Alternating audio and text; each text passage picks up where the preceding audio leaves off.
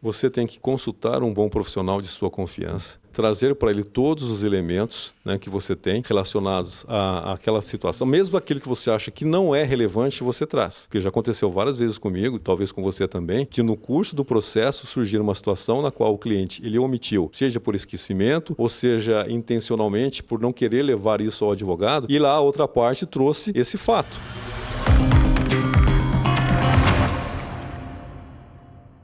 Vamos começar mais um bate-papo jurídico. Hoje eu estou aqui com o Dr. Paulo Carvalho e o assunto do dia é o impacto das redes sociais nos processos de família. Se é a tua primeira vez nesse canal, já se inscreve, deixa o seu like e compartilha este vídeo para que ele alcance mais pessoas. E se aparecer o botão hypar, clique nele também. Paulo, para quem não te conhece, se apresenta, por favor. Bom, meu nome é Paulo Augusto Ribeiro de Carvalho, sou advogado, militante no direito de família, também de responsabilidade civil. Meu escritório é em São José dos Campos e hoje tenho o prazer de bater mais um papo com você, Rafael, colega de profissão, excelente profissional, e vamos bater um papinho sobre a questão do divórcio, direito de família, o impacto das redes sociais. Legal, Paulo. No outro episódio a gente falou um pouquinho sobre a guarda, né? Guarda compartilhada e tudo que tem de novidade, né? E hoje a gente escolheu esse tema que é super atual, porque todo mundo está nas redes sociais, né? Ainda que não seja postando, no mínimo stalkeando o que está acontecendo. Exato. Tem um perfilzinho ali para olhar um pouquinho da vida dos outros, né? E é lógico que, invariavelmente, ali são produzidas algumas provas que podem ou não ser usadas dentro do processo de família, conforme a conveniência da estratégia do colega advogado que está tocando, né? Como é que você vê, então, essa questão dessa superexposição da vida pública nas redes sociais quando a pessoa está em um litígio judicial? Isso tem que tomar um cuidado muito grande, porque hoje o fato é que a mídia social ela serve como prova em um processo, né? Então, quando a pessoa ela se dispõe a postar algo, e ainda sendo que este processo é um processo de direito de família e ele está sob o segredo de justiça, isso pode causar consequências até criminais para quem o faz, né? Então, eu digo que hoje a gente vive numa era digital, né, onde impera, né, a questão também do imediatismo, né, e da busca da felicidade constante, né? E isso vem causando, eu percebo também nas pessoas, uma menor tolerância às frustrações. E a gente tem que tomar um cuidado, porque isso repercute nas questões também do relacionamento. Então, a busca hoje da felicidade constante, né, que a gente vê através das mídias sociais, traz um efeito, vamos dizer assim, confuso, no sentido de que achar que o casamento também, né, ele deve ser buscada essa felicidade constante, sendo que, na verdade, não acontece. Né? E acaba, eventualmente, trazendo situações onde as pessoas levam esses conflitos às redes sociais, ao invés de tomar a cautela, né, de procurar um profissional habilitado para tentar resolver esses conflitos, seja um advogado, seja um terapeuta, seja algo do gênero. Então, terceirizar esse problema das redes sociais, colocando discussões, imagens, isso pode sim trazer consequências, né, para caso o processo já esteja tramitando, isso pode ser já uma quebra de segredo de justiça de um processo e causar prejuízo para as partes. Então, é necessário ter uma cautela muito com relação a essas divulgações em mídias sociais e buscar essa terceirização de problemas através das redes sociais, o que não é o caminho, né? Paulo, e antigamente o mundo era muito mais analógico, né? A gente não tinha essa cultura de postar. Isso vem se desenvolvendo aí nas últimas 2 décadas aí, né? Como é que você vê, então, essa questão do protagonismo das provas digitais? Porque quando a gente sai do mundo analógico, a produção de prova era super difícil, né? E demandava um trabalho ali do profissional muito grande, de investigação mesmo, de achar patrimônio e tudo mais, né? E agora a gente vê num mundo em que é super exposto nas redes sociais. Como é que você vê? Você entende que os juízes têm acolhido muito mais as provas digitais até do que outras provas, por conta dessa teoria da aparência, aquilo que a pessoa demonstra? Como é que você encara isso? Exato. O que acontece com relação às provas digitais? Primeiro, há que se ter uma ciência de que você tem que utilizar mecanismos para também dar um valor probatório maior a essa prova. E aí surgiu até pelo Código de Processo Civil a questão da ata notarial. Né? E o que a ata notarial ela faz? Você pega vamos supor, as conversas, os prints, né, de tela, por exemplo, de um celular, leva até ao tabelião e ele vai reduzir isso a termo e vai atestar que aquilo que foi apresentado a ele literalmente é o que está no conteúdo, no celular. Né? Então teria uma fé pública. Ocorre que essa questão da prova da ata notarial hoje em dia também, ela é impugnada, ainda que tenha fé pública, porque as pessoas utilizam a questão que não foi obedecida uma cadeia de custódia. Sim. Né, que foi até ela foi incorporada na lei de pacote anticrimes em 2019, em que você demonstrando que aquela mensagem que foi, ou tentando demonstrar que aquela mensagem que foi encaminhada ao tabelião, houve uma quebra dessa cadeia de custódia, porque o tabelião ele não vai atestar se aquele foi manipulado ou não, ele vai atestar o que foi apresentado a ele não consegue verificar se houve manipulação. E hoje existe inúmeras ferramentas que conseguem manipular mensagens, né, de tanto e-mails. Então, essa questão da cadeia de custódia é o que pode ser explorado até mesmo numa impugnação de uma prova dessa. É lógico que em determinadas situações, o juiz, quando até mesmo envolve interesse de criança e adolescente menor, existe uma mitigação que a gente fala. Né? O juiz ele vai analisar com base que aquilo que foi apresentado para ele também dentro do contexto probatório. Então, ainda assim, que possa ser impugnado as mensagens de WhatsApp, se aqueles elementos que foram apresentados para o juiz vão formar a convicção dele, aquela prova pode ser útil. Mas é importante que as pessoas utilizem outros mecanismos, inclusive hoje tem uma ferramenta que chama Verifact, acho, que é uma ferramenta que a pessoa ela consegue sim atender a essa cadeia de custódia. Né? A pessoa paga-se um valor e através dessa ferramenta digital ela consegue dar uma veracidade maior à prova. Né? E aí, como você pontuou na questão do juiz, de ter elementos da disposição da rede social e a teoria da aparência, é o que você falou. Às vezes, numa questão de discussão de pensão alimentícia, a pessoa é autônoma e fica difícil você provar a renda dela. Mas a pessoa fica postando nas redes sociais um padrão de vida incompatível com aquela renda que ela declara ter. Aí, nestes casos, de fato, o juiz, através da teoria da aparência, vai olhar, olha, essa pessoa, quer dizer, ela tem um padrão de vida elevado nas redes sociais, viagem, gastos com restaurantes, carros de luxo, então, com base nisso, ele pode sim fixar os alimentos, também aferindo as possibilidades, no caso com base nisso, né, e a necessidade dos filhos no que se refere à questão da pensão. Então é importante ter cautela com relação a isso e achar hoje que as redes sociais não têm um valor probatório tão grande quanto um documento físico. Sim, elas valem, são aceitas pela justiça e realmente podem dar ensejo. Tem um fator, né, favorável e desfavorável. Favorável no sentido de você constituir prova para uma determinada situação. E desfavorável aquelas que utilizam as redes sociais para, como eu falei, trazer situações do processo que não podem ser levadas ao conhecimento público. E, basicamente, o Poder Judiciário tem validado todos os tipos? Print, vídeo, foto, enfim, ou tem alguma coisa que eles estão mais reticentes? Então, foi o que eu falei. Se você simplesmente levar vídeos de prints, né, de celulares, fotos, vamos ter a questão dos prints, né, porque essas mensagens elas têm que ser analisadas dentro de um contexto. E, às vezes, o que acontece? São apresentados somente recortes. Então, para que você possa dar um valor probatório maior a isso, utiliza-se a ata notarial, mas como te falei, com essa ressalva de que o tabelião ele não vai conseguir atestar se foi manipulado, ele vai atestar o que foi apresentado a ele. E aí sim você pode impugnar essa questão e solicitar que seja feita uma perícia, né, no que foi apresentado para ver aquela veracidade daquela prova. O que existe essa mitigação, foi o que eu falei, quando existe, envolve às vezes interesses de crianças e adolescentes, onde o interesse maior sempre é da criança e do adolescente, e com base naquelas provas que foram apresentadas. Se o juiz analisar conjuntamente com outros fatores e entender que existe uma conexão, aí sim ele pode dar um suporte probatório maior para essas provas, independente dessa ata notarial, né, ou dessa ferramenta que eu te falei, que é esse Verifact, né, que é utilizado. E, Paulo, às vezes em processo de família, divórcio, né, principalmente, tem sempre aquela parte que está super magoada, que não aceita tão bem o término do relacionamento e decide lavar a roupa suja nas redes sociais, né? Contar tudo o que aconteceu, às vezes um episódio de traição.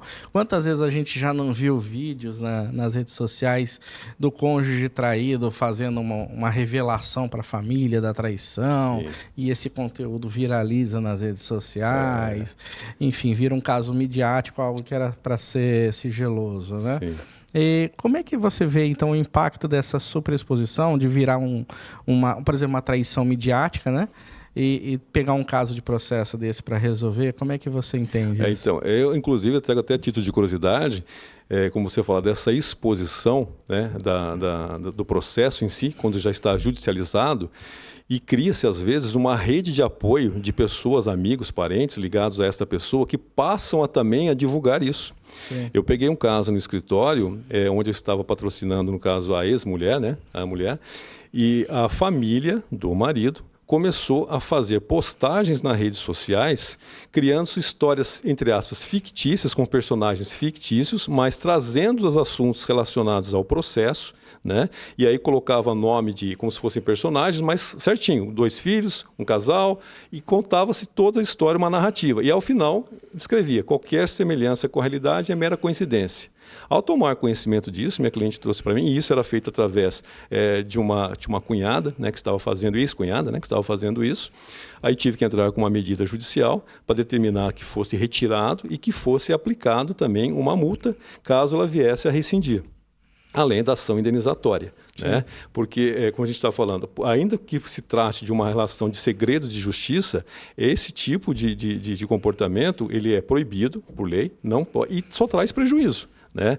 Porque o juiz, quando avalia um processo de família, um contexto geral, ele está avaliando também toda a situação, os comportamentos das partes, como as partes estão se portando, e tudo isso pode interferir até mesmo na questão de guarda, na questão, porque ali você está traçando um perfil da pessoa também. Sim. Então é importante que as pessoas tenham essa cautela de achar que podem colocar tudo na rede social, né? Que hoje a internet virou como se fosse terra de ninguém. As pessoas acham que não tem consequências. É um tribunal paralelo. É um tribunal paralelo, né? E isso tem uma repercussão gigantesca, porque uma vez postado lá, ainda que o juiz determine que eventualmente fosse retirado, aquelas pessoas que tomaram conhecimento daquilo, você não consegue brecar mais. Aquilo vai passando para frente e com a visão que teve, né, com a visão particular que teve, então realmente é muito perigoso.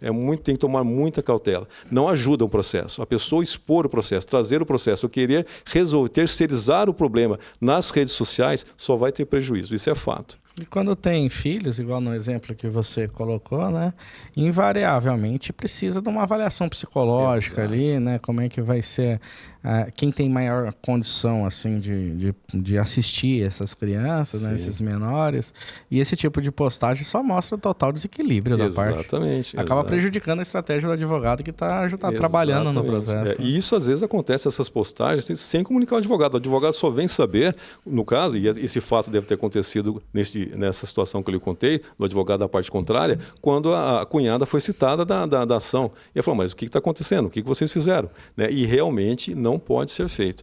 E aí causa uma preocupação, Rafael, que o que eu vejo hoje, que as pessoas elas utilizam como razões de decidir, né, um processo, até mesmo a atitude no sentido de dar início ao divórcio ou se divorciar, estão utilizando hoje stories, postagens de influencers, né, e às vezes essas pessoas sequer têm um conhecimento jurídico, sim, sequer têm uma capacidade técnica, seja no ramo da psicologia, psiquiatria, e utilizam aquilo como se fosse realmente para validar a verdade dela, porque a internet faz isso, né? Quando você tem uma situação, a pessoa ela vai lá, direito de família, procurando um fato, vamos dizer assim, semelhante ao que ela entende que ela está passando. E quando ela encontra algo que valida aquela verdade dela, que nem sempre é a verdade, o algoritmo começa a bombardear ela com aquelas informações. Aconteceu um caso no meu escritório recente que eu fiquei espantado, foi em fevereiro, chegou um marido, né, no caso para procurar, no caso ex-marido até hoje já, né, porque o processo já está tramitando no comecinho de fevereiro. E ele estava na dúvida se queria divorciar ou não, né? Ele veio lá para tirar informações, como funciona, direitos, obrigações. Segundo ele, a mulher não queria, mas ele queria. E ele me passou ali as insatisfações dele. Avaliando ali, ao meu ver, no meu sentimento pessoal, é algo que poderia ser resolvido numa outra esfera, seja num aconselhamento, numa terapia, que não era nada absurdo. Ele tinha um filho de 14 anos e tinha uma menininha de 2. Então, acho que até essas crises estavam rolando em função de problemas de administrar a criação dos filhos. Sim. E foi tomando uma proporção maior.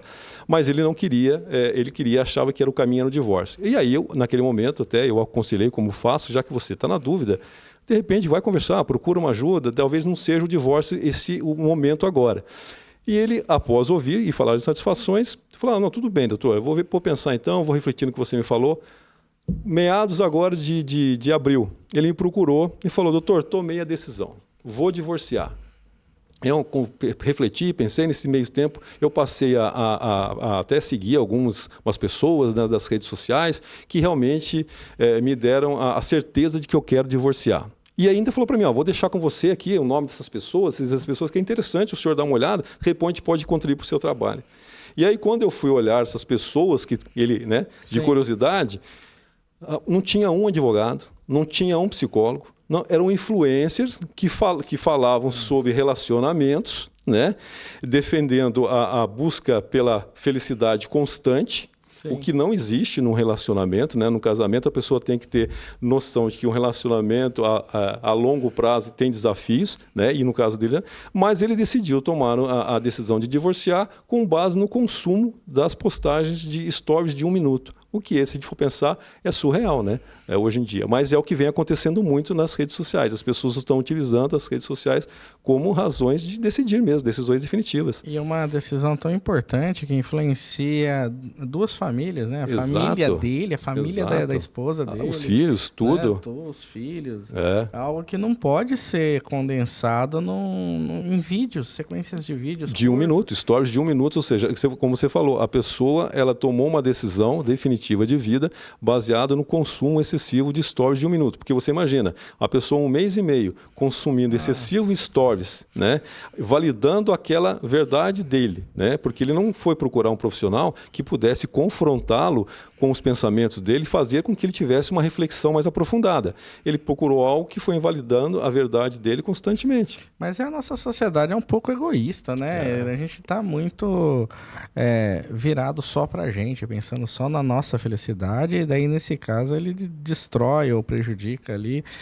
todo mundo que o cerca, né? Exatamente, né? E essa busca dessa constante felicidade é algo efêmero, né? Que não existe, né? A felicidade constante. Lógico, todos nós temos que buscar na felicidade, né? E o caminho é esse, mas acreditar que ela é uma coisa linear, não, isso não existe, né? Isso não existe. E seguindo na nossa linha de superexposição, Paulo, às vezes acontece, geralmente é homem, né? Mas pode acontecer com mulher também, de ser muito baladeiro, né? E posta muita coisa embalada, bebida, pessoas que talvez não sejam boas companhias, principalmente para os filhos, né?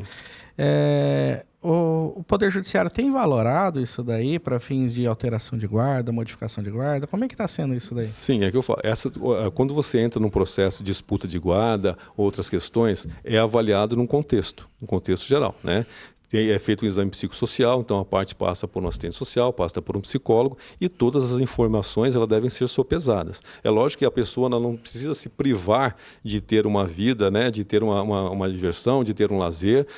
Agora, se ela começa a postar situações, como você falou, de embriaguez, situações que realmente possam levar ao questionamento do comportamento dela em relação aos filhos, e isso pode ser questionado, né? Até mesmo a exposição dos filhos dentro desse quadro que você colocou. Às vezes pega a pessoa com o filho bebendo, expondo o filho a uma situação nas redes sociais, o que também não pode ser feito, né? Tem que tomar cuidado com relação a isso. É lógico que em um momento de lazer com seu filho, você não vai precisar tirar uma foto numa viagem, numa situação. Agora, numa situação que cause uma vexatória para a criança, isso, logicamente, que vai ser sopesado num processo, né, de guarda, e o juiz vai avaliar todo o contexto da situação. Eu digo, não é fazer com que a pessoa não possa ter uma vida social, mas que aquele comportamento o qual ela está eventualmente divulgando nas redes sociais poderá sim ser avaliado, ser algo prejudicial, né, ao exercício da paternidade, né? E, Paulo, uma coisa que não é muito comum, mas pode acontecer, a gente vê muito isso, às vezes, com crianças de famosos, né? O famoso, como ele vive aquele mundo de superexposição, aí ele faz o contrário com o filho. Ele super protege e o filho nunca é postado, nunca tem uma foto, nunca tem um nada dele, né? E se o casal é divergente com relação a isso? Às vezes tem um pai ou uma mãe que quer super proteger a imagem da criança, não quer que postar nada, absolutamente nada dela, nenhuma foto, nenhum vídeo, nem absolutamente nada, e o outro não concorda com essa postura mais rígida, né? Como é que você tem sim, visto isso no seu escritório? Então, a situação é assim, como você colocou, né? Quando existe vamos supor, uma guarda compartilhada e os pais, o ideal é que eles conversem sobre isso. Né? Por que eu vou postar, qual o motivo da postagem, essa postagem vai expor o nosso filho a um constrangimento, vai expor a um risco, né? Porque hoje tem que tomar cuidado. Às vezes os pais entram no consenso e dizem, olha, não vamos postar foto do nosso filho com uniforme, porque isso pode trazer informações para outras pessoas, existe violência, onde ele estuda, não acontece, então pode existir um consenso. Outra coisa, o pai que quer expor o filho para fins econômicos também, propaganda, tem que conversar, tem que ter a anuência do outro cônjuge. Agora, essa questão que você colocou da superproteção, o que estaria em torno dessa superproteção? Né? Existe uma preocupação exacerbada ou é algo que realmente não se poderia ser feita essa postagem? Né? A questão é verificar como isso vai refletir na criança. Né? Porque o pai tem direito também de postar uma situação de lazer, de viagem, de confraternização com o filho, sem que isso esteja causando algum constrangimento à criança. A questão em torno disso é verificar como isso vai refletir na criança. Né? Se isso vai ser saudável, se não vai, se há necessidade dessa, ou se ainda não digo uma necessidade, mas se isso não há nenhuma situação que vá prejudicar a criança, uma exposição desnecessária, vamos dizer. Agora, algo nesse sentido, se houver um dissenso e começar a ter problemas, aí teria sim, de fato, levar a questão ao judiciário para regulamentar até o exercício dessa guarda como está acontecendo, né? Porque aquele pai que eventualmente expor uma situação com o filho, aquele outro entender que aquela exposição ela causou um prejuízo, vai ter que levar e demonstrar isso na justiça que realmente causou um prejuízo. E aí sim pode ter sanções. Né? Seja uma ação, de repente, de inversão de guarda, se for algo mais grave, então, seja de aplicação de multa, que até o ECA permite isso, né? Uma infração administrativa, quando existe um exercício irregular da parentalidade, do poder familiar, pode-se aplicar uma multa. Então, tem situações que podem ser buscadas, mas tem que analisar dentro de um contexto, não simplesmente, não quero, não vai. Por que não quer? Qual o motivo? Né? Então, tem que ser cauteloso também nisso. E retomando aquele ponto que eu estava falando sobre lavar roupa suja nas redes sociais e tal, às vezes pode acontecer da coisa escalar, ter tanto vídeo desqualificando um dos genitores, né, que vai eventualmente aplicar ali um entendimento de alienação parental. Pode escalar dessa forma? Como é que você vê isso? Pode escalar também, sim. Até mesmo se esses vídeos forem... nesse exemplo que eu te dei mesmo, né? Onde se criou-se aí um personagem fictício e estava se denegrindo a imagem da genitora, né? Sim, caberia até um caso, uma alienação parental, se realizada até por parentes, né? Parentes, avós, pessoas que detêm a guarda. Você consegue sim caracterizar uma alienação parental.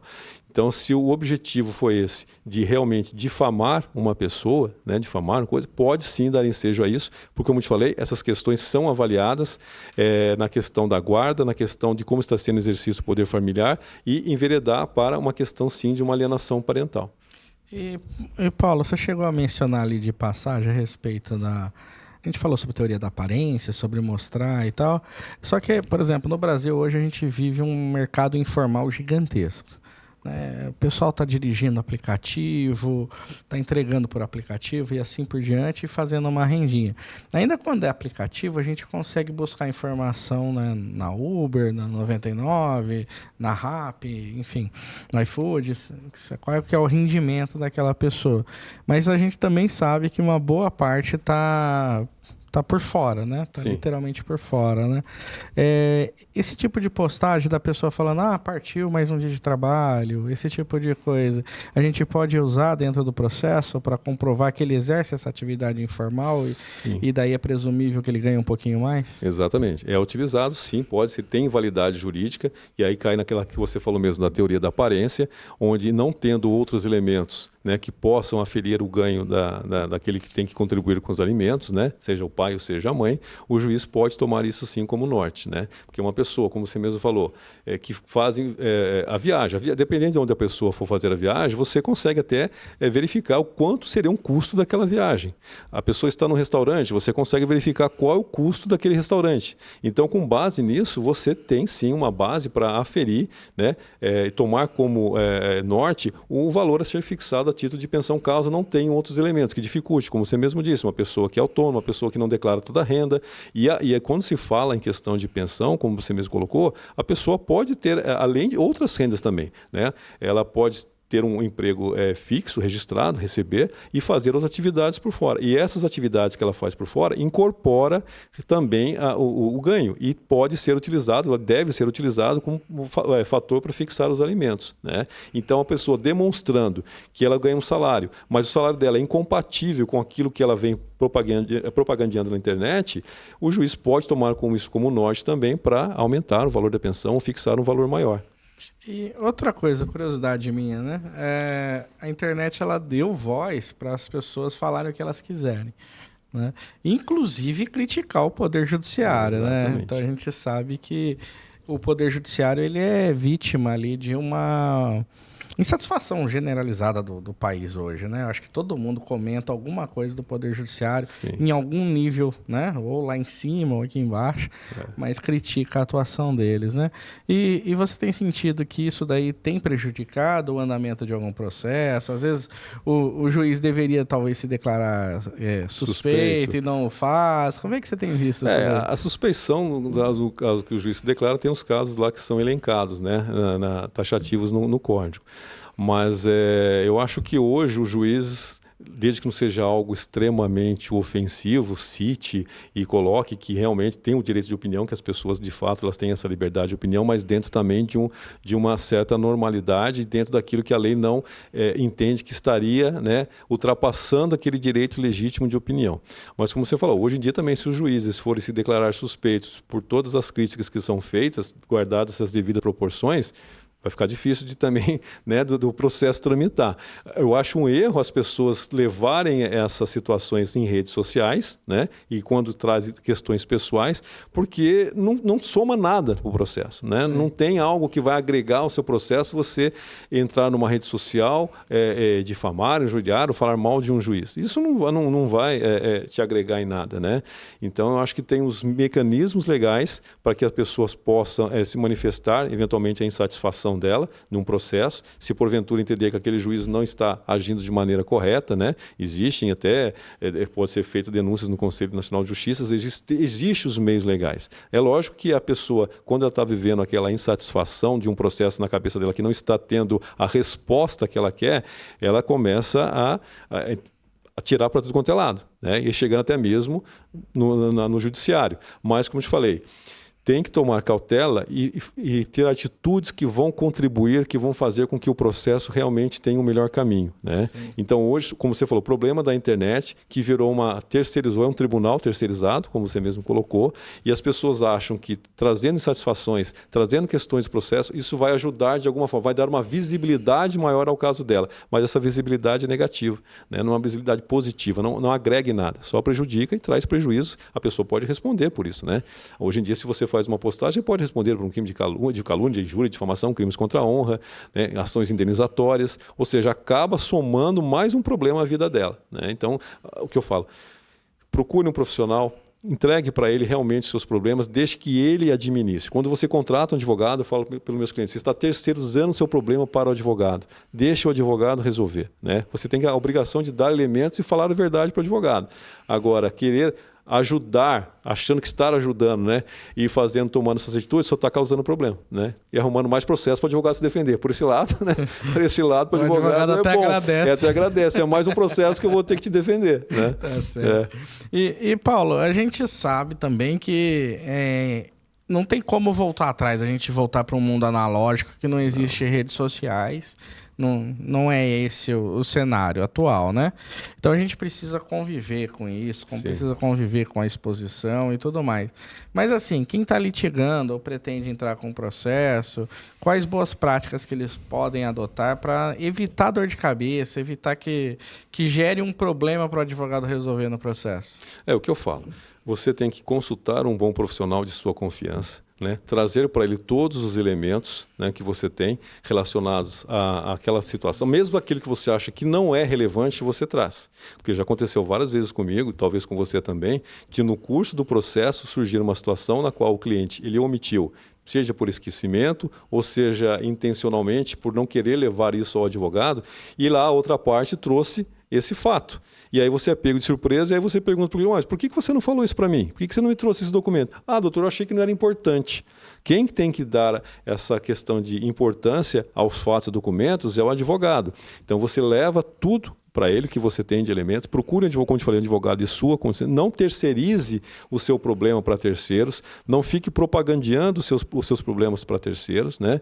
E deixe que o advogado trabalhe, né? Deixe que o advogado trabalhe, não queira ajudar, entre aspas, tomando esses caminhos tortuosos, né? Através de mídias sociais, através de outras situações que vão só causar prejuízo, né? Porque você entregando todo o material para o advogado e o advogado vai analisar aquela questão, vai te dar os caminhos que podem ou não, né, ser perseguidos e a tendência sim que você consiga ter pelo menos um bom trabalho. Eu falo que nosso trabalho, a própria lei fala, não é de meio, não é de fim, né? Então o advogado ele tem um comprometimento de se empenhar e dar o seu melhor. É lógico que o resultado depende de uma sequência de fatores, né? Da convicção do juiz, como o juiz vai interpretar, e é que eu falo, o juiz trabalha com provas. Então quanto mais o suporte probatório o advogado der para que o juiz possa formar a sua convicção, né, é melhor. Então a pessoa tem que se ater a isso, né? Trazer informações e documentos quando solicitados e agir de acordo com o que o advogado fale também. Se o advogado der a instrução, obedeça a instrução do advogado, né?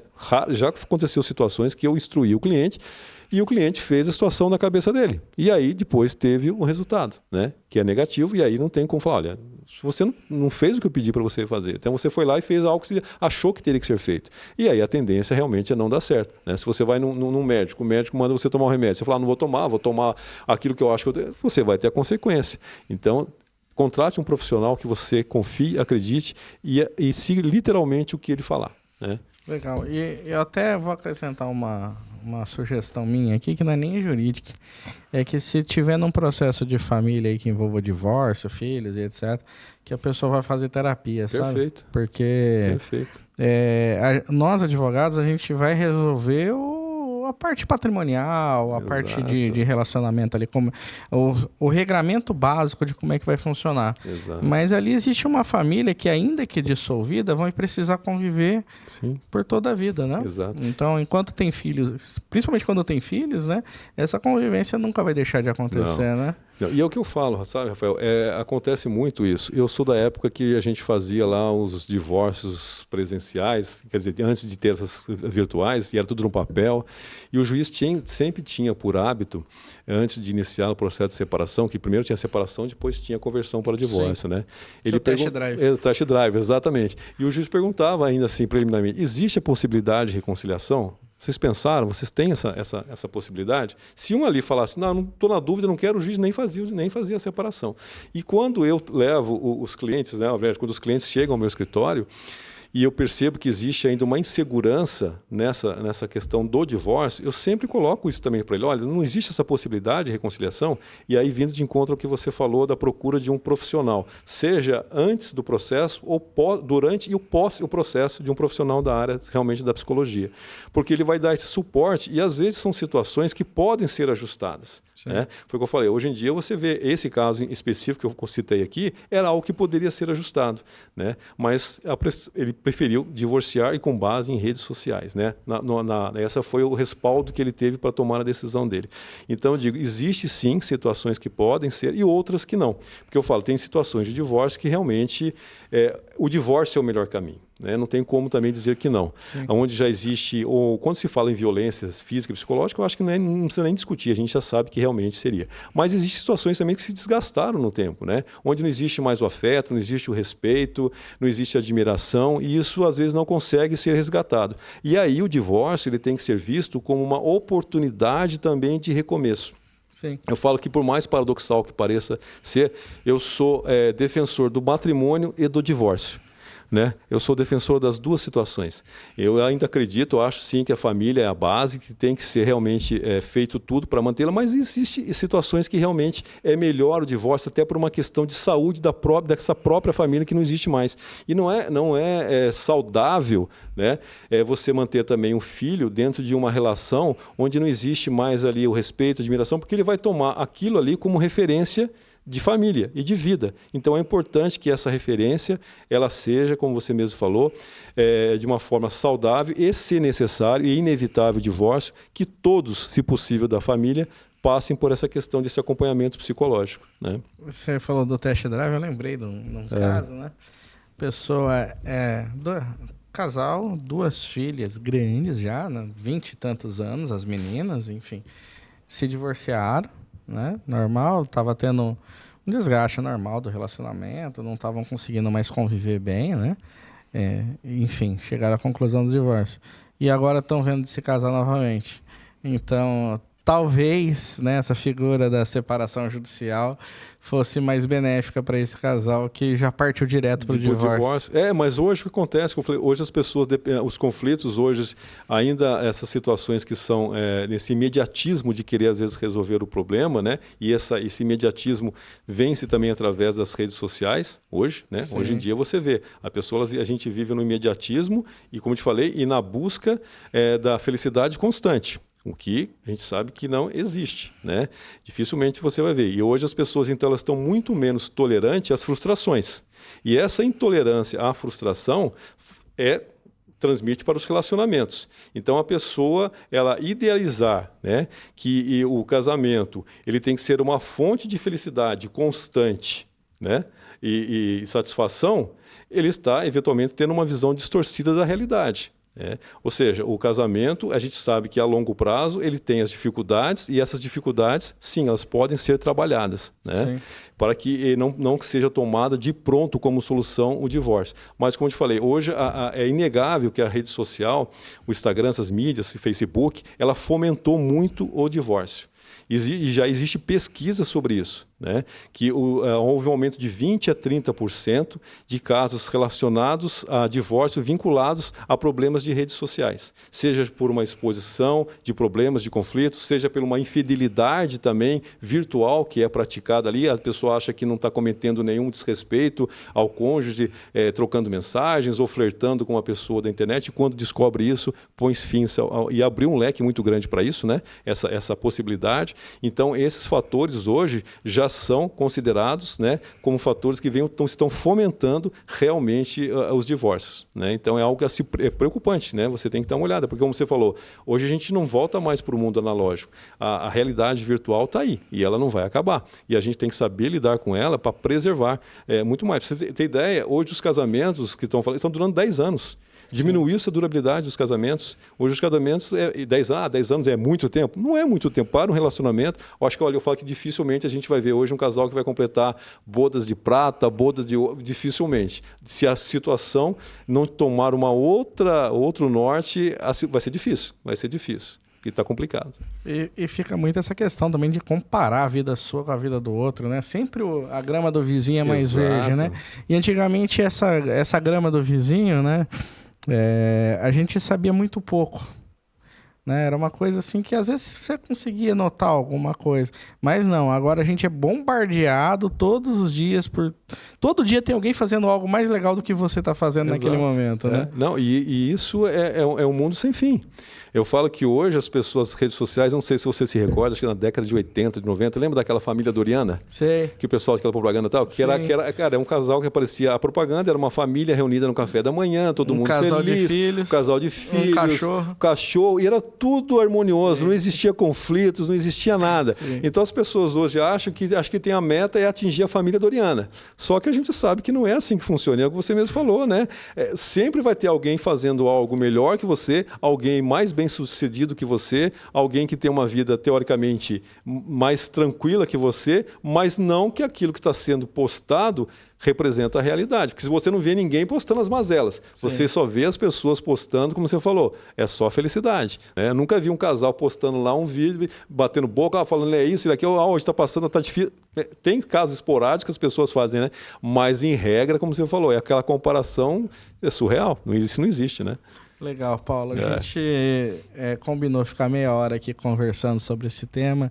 A gente estourou o nosso tempo. Eu agradeço demais, cara, você ter vindo aqui, ter dado essa aula pra gente.